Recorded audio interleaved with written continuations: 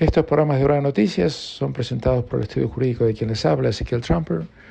Así que si necesitan cualquier tipo de información o asesoramiento legal sobre cualquier tema jurídico, sean temas de divorcio, separación de bienes, temas comerciales o incluso criminales, o si necesitan, como deberían necesitar, hacer un testamento o actualizarlo, hacer un Enduring Power of Attorney o un Enduring Guardianship, o incluso hacer poderes en castellano para ser utilizados en Sudamérica, ahora en esta época que no pueden viajar especialmente, no duden en llamarme.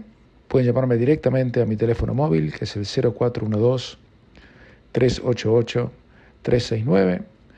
Tenemos tarifas preferenciales para la gente de habla hispana y va a ser un placer poder asistirlos. Reitero, mi número de móvil directo es el 0412-388-369. Yo soy Ezequiel Trumper, soy abogado y notario público aquí en Australia y estoy a vuestra disposición. Y ahora sí, nos vamos a las noticias. Muchas gracias por acompañarnos en esta edición de Hora de Noticias, en un día muy especial, porque hoy es el Día de Australia, Australia Day, hoy es 26 de enero, en este caso del año 2021, y les agradecemos mucho que nos acompañen en este día feriado para todos aquí en Australia, menos obviamente para quienes, como les habla, Ezequiel Trumper le está trabajando para, bueno, en este caso para todos ustedes, lo que es no una obligación, sino un placer. Obviamente invitamos que escuchen este programa a través de la señal de Radio Austral, también pueden hacerlo a través de nuestra página de Facebook, que tiene el nombre de quien les habla, Ezequiel Trumper, también el nombre de Radio Austral, Austral La Primera. Pueden entrar al canal de YouTube de quien les habla, muchas maneras para poder escuchar estos programas de las noticias todos los días. Vamos a empezar por algo que realmente hoy no nos hubiera gustado empezar, pero no tenemos más remedio. Muchas veces le hemos dicho que la ABC ya no era más una organización de noticias, sino una organización política que vendía noticias para satisfacer la agenda de quienes la integraban, ya que el directorio formal tiene solamente en los papeles, pero no en la práctica, ¿no? Porque los periodistas escriben lo que se les antoja. Pero cruzaron la línea y la ABC publicó un artículo el pasado fin de semana donde dicen que no van a referirse más al Día de Australia como Australia Day, sino como el Día de la Invasión, como Invasion Day. Y en todo el artículo decía Invasion Day en vez de Australia Day.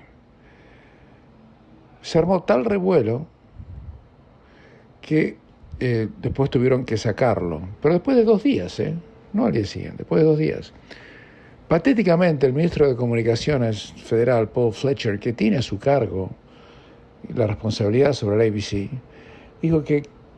dijo algo increíble, dijo que los términos o las palabras que usa la ABC es un tema para la ABC, no es un tema para él. Decime una cosa, Fletcher, ¿para qué estás ahí entonces? ¿Para qué diablos te pagamos? Si vas a dejar que la ABC prácticamente denigre el Día de Australia, denigre el Día de Australia, refiriéndose como el Día de la Invasión, y usted mira por otro lado, bueno, pero al final lo sacaron. El tema que para mí que lo saquen y que lo cambien de última por la presión popular es lo de menos. Lo que yo quisiera es ver la renuncia inmediata de la chairman de la ABC, Ita Buttrose, de todo el directorio, del jefe de noticias, del periodista que escribió el artículo, que los saquen a todos a las patadas. Porque a la ABC la bancamos nosotros con nuestros impuestos. Esa gente no debe trabajar más para la ABC.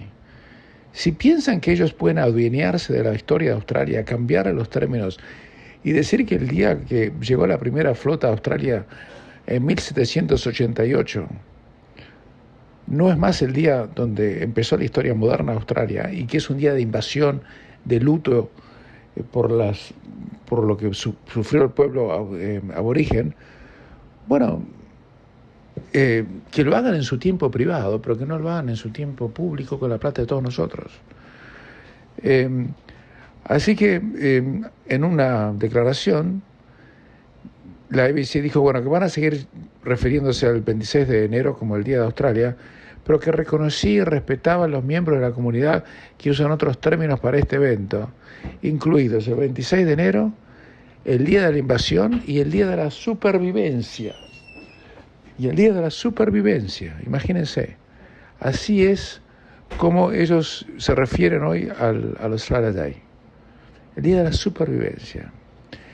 Insólitamente, la Asociación de Cricket de Australia, o Cricket Australia, que en el día de hoy va a disputar 3 partidos, de no sé exactamente qué versión del deporte, que tiene varias, desde 5 días, versión de un día, el bash, y todas esas cosas que tiene el cricket. Yo no sigo el cricket, seguramente usted tampoco, a lo mejor sí, no sé, cosa suya. Si lo sigue, yo no tengo ningún problema. Pero han decidido que, a pesar de utilizar el Día de Australia como un día para que la gente vaya a la cancha, aunque mirar un partido de cricket a la cancha es, mire, yo creo que si se toma 80 miligramos de Valium va a tener un efecto menor del ver un partido de cricket en la cancha, y se lo digo por experiencia. Pero más allá de eso,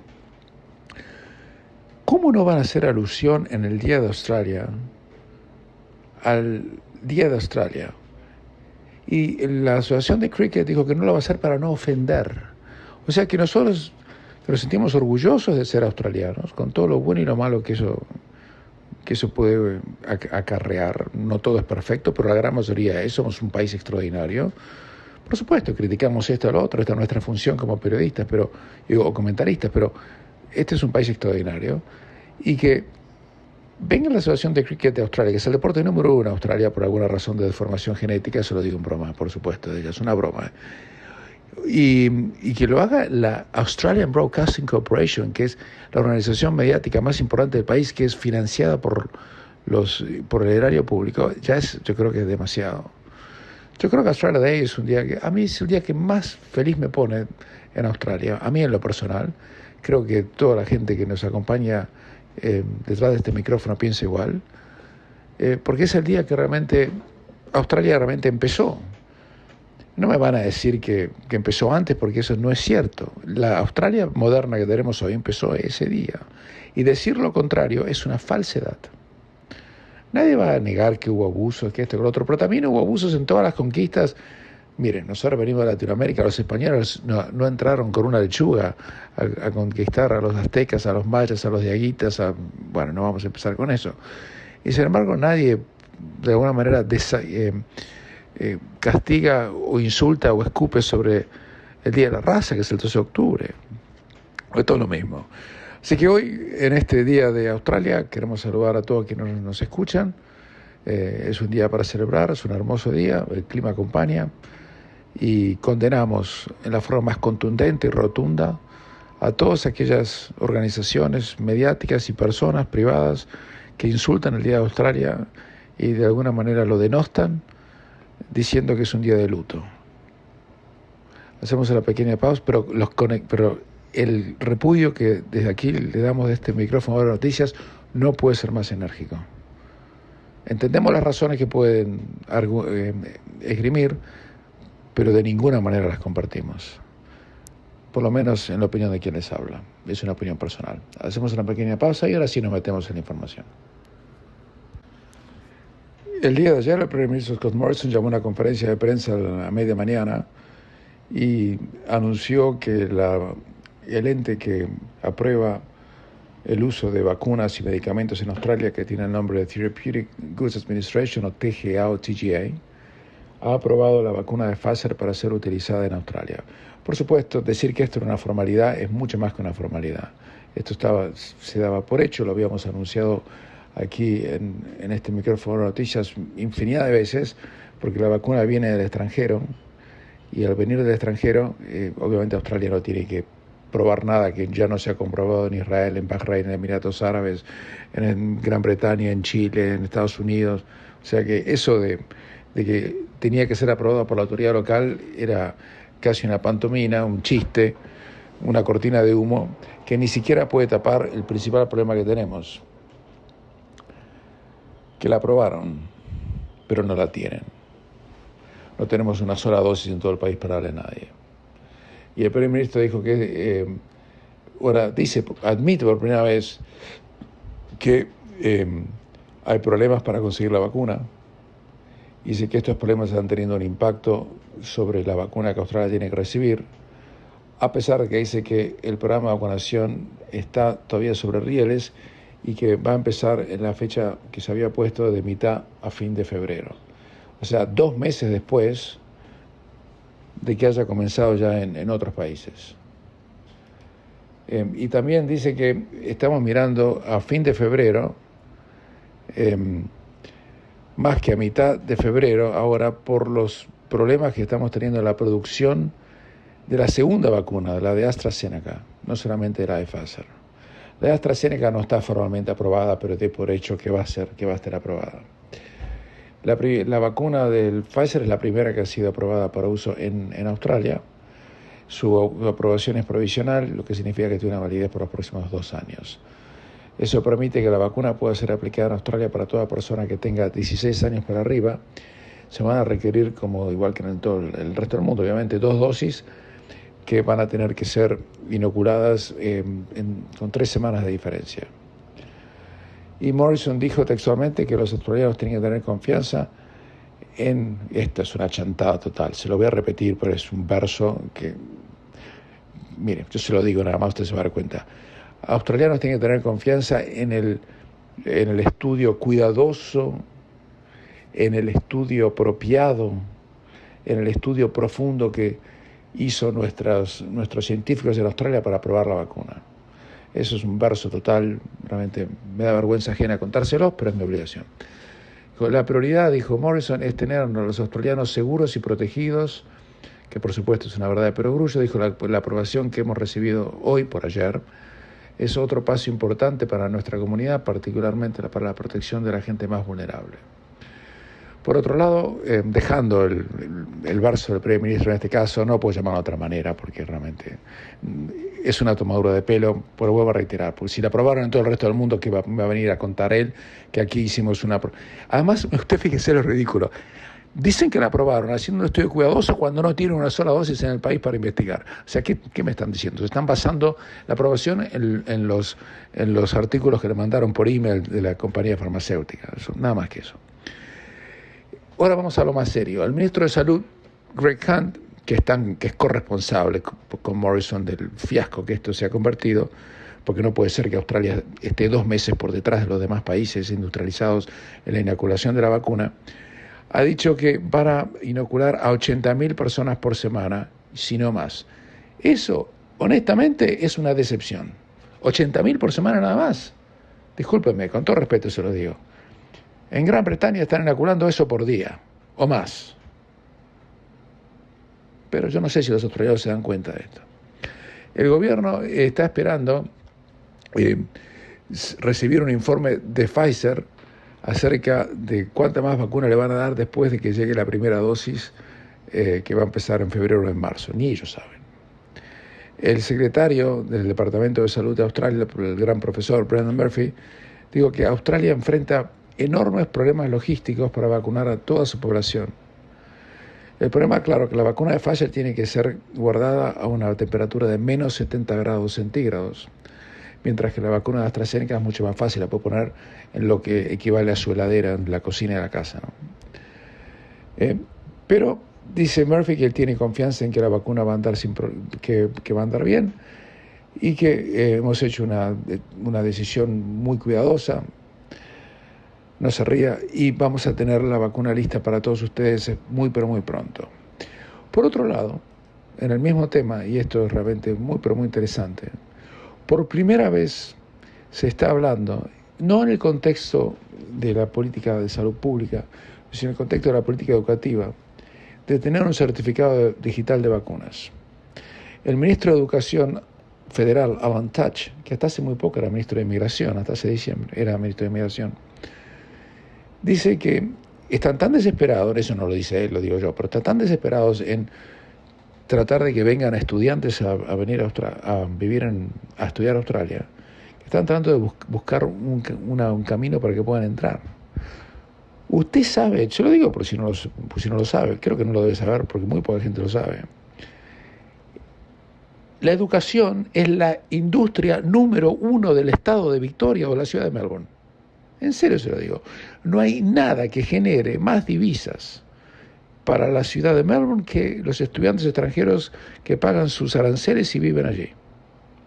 Entonces, obviamente, le sacaron eso porque no lo tienen más y tienen un enorme agujero económico. Y lo que dice el ministro de Educación, Alan Tudge, es que quieren crear un certificado de vacunación electrónico que esté vinculado electrónicamente con la tarjeta de entrada a Australia. Y la propuesta es encontrar estos certificados en forma digital que estén vinculados con la tarjeta de entrada a Australia, y lo piensan implementar en la última parte de este año. Tudge dijo, el ministro, expresó que hay un montón de precondiciones que tenemos que satisfacer antes de que ese esquema pueda ser considerado, incluido que existe una vacuna efectiva. El gobierno federal está mirando muy cuidadosamente al concepto de un pasaporte de vacunación, dado que muchos países ya están, obviamente, inoculando a la gente en forma masiva. Y dijo el ministro, si la vacuna funciona y para la propagación del virus, cosa que no saben en realidad, no se sabe todavía, y ya está siendo dada en forma masiva en muchos otros países, podemos llegar a crear un certificado de vacuna. Y eso tendría potencialmente la posibilidad de poder traer estudiantes extranjeros a Australia sin que tengan que hacer cuarentena. En parte eso podría ser facilitado por el hecho de que vamos a digitar la tarjeta de entrada a Australia. Y nuestra aspiración es que podemos poner en una tarjeta digital no solamente los datos de cada persona que entra, sino en forma biométrica un certificado de vacunación conectado con esa tarjeta. O sea, todo digital, todo debe ser una aplicación, no sé cómo lo van a hacer exactamente, ellos tampoco, pero por lo menos lo están estudiando. El ministro dijo que elevó esta propuesta en diciembre pasado con una reunión que tuvo con expertos en educación internacional cuando era en ese momento el ministro de Inmigración. Mientras tanto, el Chief Medical Officer de Australia, el profesor Paul Kelly, ya les había dicho, como este mes, y lo vamos a repetir ahora, pero ya se lo contamos, que el gobierno estaba monitoreando muy cuidadosamente el concepto de un pasaporte de vacunación, pero dijo que por el momento la vacunación no es una alternativa para los 14 días de cuarentena que hay que padecer en caso de que alguien pueda venir desde el extranjero hacia Australia. En ese sentido hay un gran malestar, ¿no? Porque mucha gente hoy no puede volver a Australia. Hay 40.000 o 37.000 australianos que hoy no pueden volver a Australia porque no hay lugar en los aviones. En ese sentido, Emiratos va a empezar a viajar otra vez, a volar otra vez a Australia la semana próxima. Pero el gobierno ha dicho que hasta mitad de febrero han bajado al 50% el número de gente que puede entrar a Australia. Pero mientras eso pasó, nos enteramos que un montón de embajadores y personal diplomático australiano entró como si nunca hubiera COVID o cuarentena, en el sentido que pudieron venir sin ningún tipo de inconvenientes a Australia durante el periodo de Navidad. Tuvieron que hacer la cuarentena, pero pudieron viajar. Uno de ellos era el ex Attorney General de Australia, que es el High Commissioner en Londres, George Brandis, que viajó a Australia durante el verano, este verano, a pasar tiempo con su familia. Y muchos critican al primer ministro, yo incluido, esto es personal, es una opinión personal nada más, que criticamos al primer ministro por haber puesto un sistema realmente muy, pero muy draconiano en este sentido, que ha imposibilitado que miles y miles y miles de australianos no hayan podido regresar a su país en los últimos 8 o 9 meses. Y lo peor es que no solamente ha puesto esto, sino que no lo ha cambiado a pesar de los problemas que esto ha producido. Pero aparentemente la ley no es pareja para todos, y si uno es diplomático, es artista, es jugador de cricket, de rugby o lo que fuese, parece que uno puede saltar la fila, si es que hay fila. Ahora, le voy a hacer una reflexión, una perlita, una reflexión. ¿Usted se acuerda antes del COVID y todo esto que venía pasando, que estaban estos grupos de derechos humanos criticando duramente al gobierno por inhumano, por el tema de los refugiados, y que tener a los refugiados en las islas del Pacífico Sur era una violación a las libertades individuales y a los derechos humanos, etcétera, etcétera? Bueno, digo yo, ¿dónde se han metido esas organizaciones de derechos humanos en este momento, cuando no hacen ninguna petición a la Corte Federal y de ningún lado pidiendo la aceleración del ingreso de australianos que están en el extranjero y que no pueden volver a su país? Y tampoco hace ninguna petición acerca de la grosera disposición que sigue manteniendo el gobierno de Scott Morrison de prohibir la salida del país de cualquier persona sin el consentimiento del gobierno, que es dado solamente en 1 de cada 4 o 5 casos.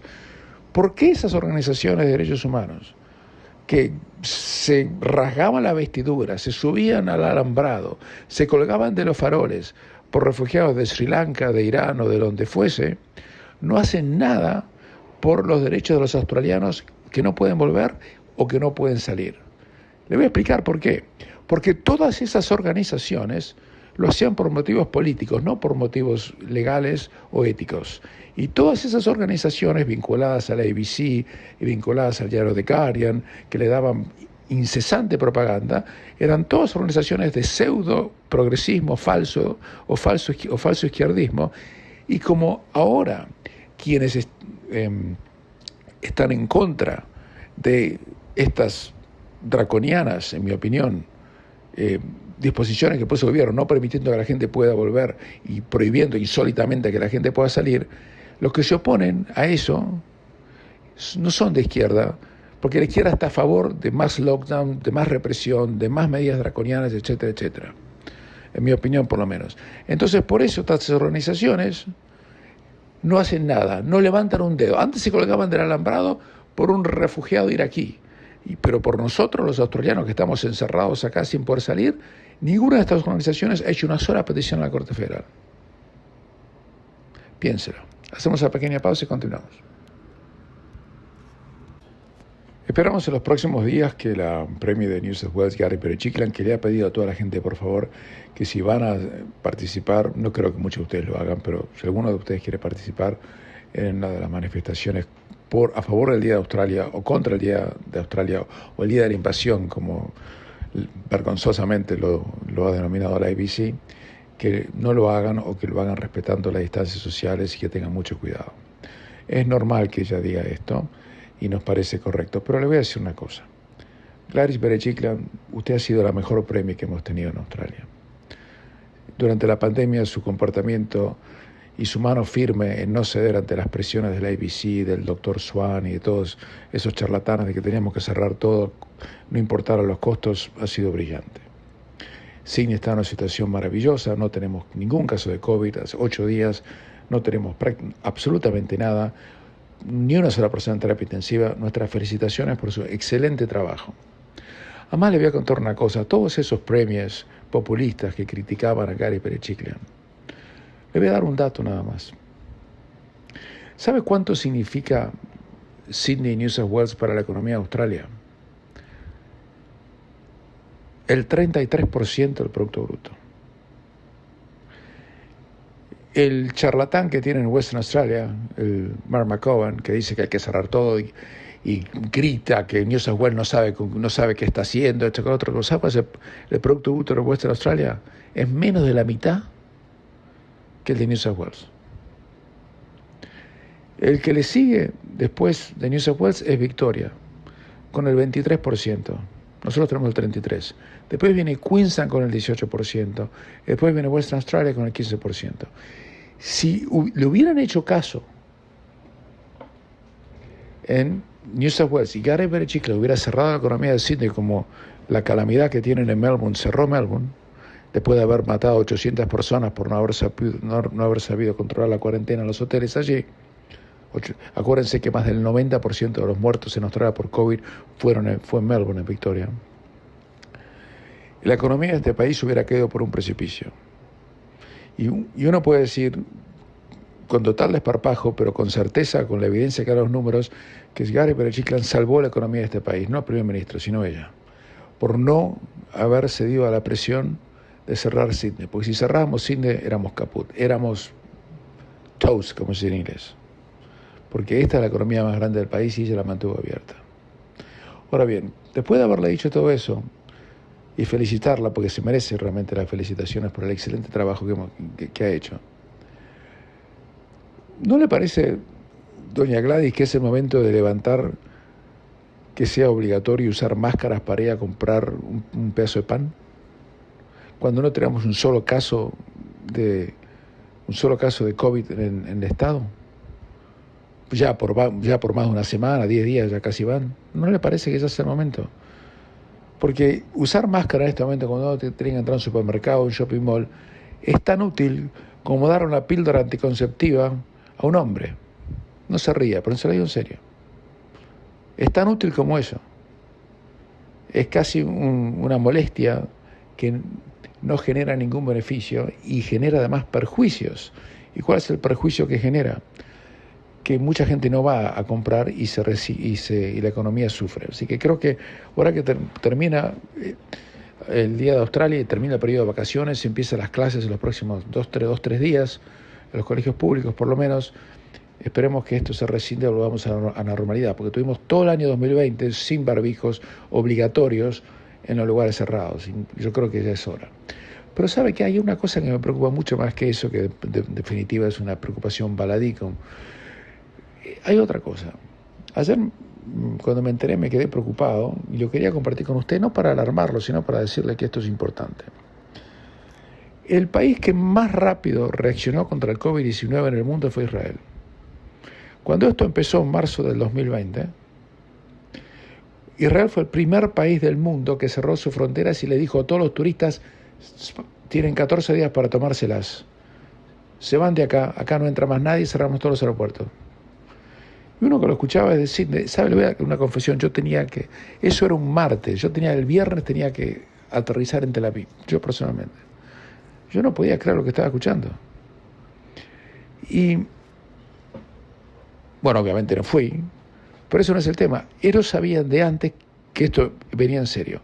Ahora es el país que más ha vacunado en todo el mundo, per cápita. Le aclaro que lo pudieron hacer por dos razones. Primero, porque llegaron a un acuerdo con Pfizer, la empresa que les da la vacuna, de compartir en forma abierta toda la información científica que puedan recoger acerca de la implementación del programa de vacunación. Y segundo, porque pagaron 50% más por el precio de la vacuna. Ahora usted me dice, pagaron realmente baratísimo, porque un día de lockdown o una semana de JobKeeper cuesta mucho más que el 50% sobre el precio de la vacuna. No sé si me entiende. O sea que no son tontos, saben hacer negocios. Pero ahora hicieron algo que a mí me dejó congelado. El día de ayer, el gobierno israelí aprobó el cierre de su único aeropuerto internacional, el aeropuerto que está en las afueras de Tel Aviv, por una semana entera. No puede entrar nadie. Y están en pleno programa de vacunación. Y lo hicieron con un solo propósito, con el fin de evitar el ingreso de pacientes portadores de las nuevas cepas de COVID que provienen del extranjero. Y el primer ministro está convencido de la necesidad de reducir drásticamente las entradas y la salida del país.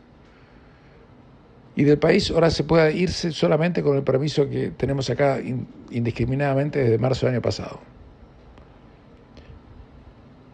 Y Netanyahu, el primer ministro, detuvo todos los vuelos, pero todos, incluso para aquellos que ya están vacunados. Y yo me quedé pensando, después estaba charlando con gente que sabe más que de esto que uno, por supuesto. Y hay dos razones, hay dos posibilidades.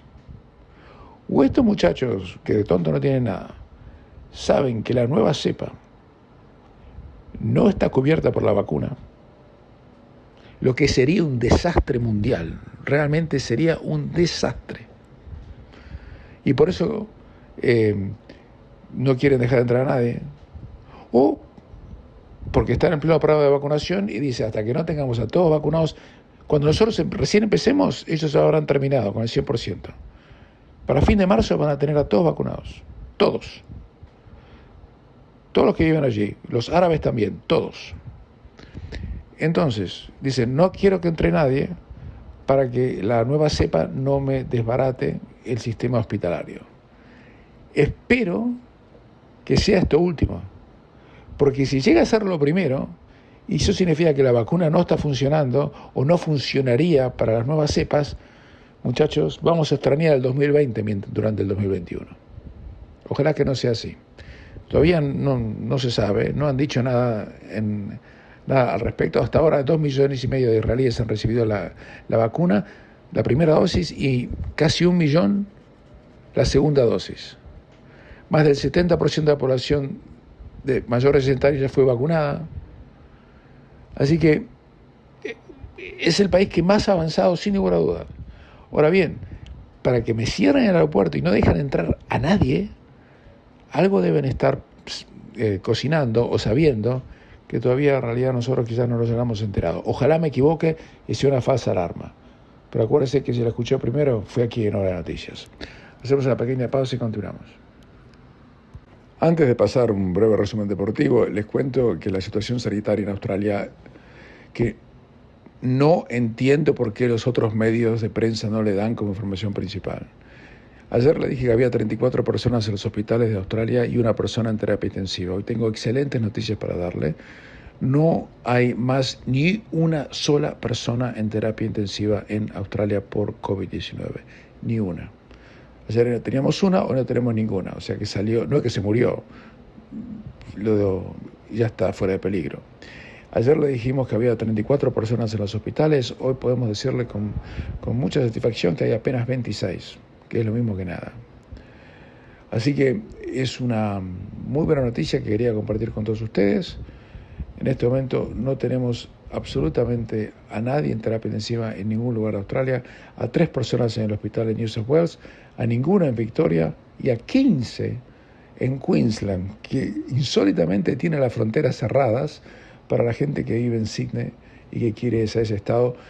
Y le pido perdón si no le puedo contestar a toda la gente que nos ha escrito acerca de las dificultades que tiene por ver a sus familiares que están en Queensland, a quienes no pueden visitar y tampoco pueden recibirlos porque porque pueden, si una persona viene de Queensland a Sydney, por ejemplo, puede venir, no hay ningún problema, pero no puede volver sin hacer cuarentena, y eso es, bueno, obviamente un costo enorme en tiempo, dinero y salud. En materia deportiva, en la Liga Española, la marcha del Atlético de Madrid sigue inexorable hacia el título. Le ganó 3-1 al Valencia en el partido más destacado de la última jornada. Empezó ganando el Valencia con un gol bárbaro, realmente, a los 10 minutos, realmente un zapatazo de un jugador croata, Rasic, impresionante.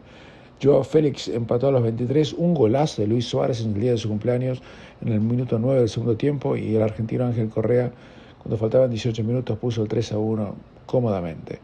El Real Madrid le ganó a la vez de visitante 4-1, y el Barcelona, sin Messi, porque está claramente suspendido por la trompada, el cachetazo, mejor dicho, que le dio un jugador del Bilbao, que se llama Villarreal, Villalibre, en la final de la Copa del Rey la semana pasada. Tiene 2 fechas de suspensión. Sin Barcelona le ganó al Elche 2-0, y reitero que no fue un triunfo tan cómodo. El segundo gol de Barcelona fue en el minuto 92. Así que, y el primer gol del Barcelona fue en contra. Le digo nada más, ¿no? La tabla de posiciones en España está muy favorable al Atlético de Madrid, que tiene 47 puntos, le lleva 7 puntos a Real Madrid y tiene un partido menos. O sea que puede estirar esa posición a 10 puntos si es que gana el partido que tiene pendiente. El Barcelona está a 10 puntos del Atlético de Madrid, con la misma cantidad de partidos que el Madrid y con uno menos que el Atlético de Madrid. Así se van acomodando las cosas. En la FA Cup, el Manchester United le ganó bien, con una excelente actuación de Edinson Cavani al Liverpool de local 3-2. Iban empatando 2-2, 2 goles de Salah, un gol de Rashford y otro de Greenwood. Y cuando faltaban 12 minutos, un tiro libre magnífico del portugués Bruno Fernández le dio el triunfo en un estadio vacío en Old Trafford, le dio el triunfo al equipo de Manchester, que de a poco se está enderezando y está empezando a ser candidato, como lo fue durante tanto tiempo cuando tenía al técnico Sir Alex Ferguson como coach durante 26 años. Y que con esto nos vamos despidiendo. Que tengan un hermoso día de Australia. Si va a hacerse un asado, hágase un asado al aire libre, disfrútelo. Este es un gran país. Lo que aquí podemos criticar es porque es nuestro trabajo. Pero este sigue siendo un gran país, aunque a mí me gustaría que cambiaran algunas cosas. Pero bueno, así es la vida. Pásenla bien. Será hasta mañana.